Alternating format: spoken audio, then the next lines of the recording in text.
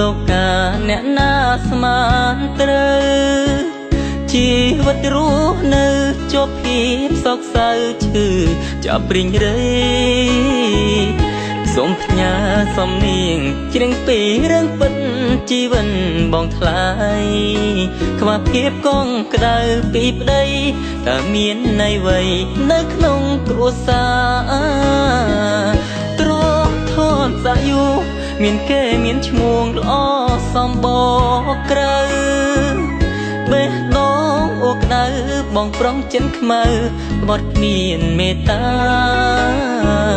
មានទាំងអត់ប្តីប្រពន្ធតែឈ្មោះរស់អបសង្សា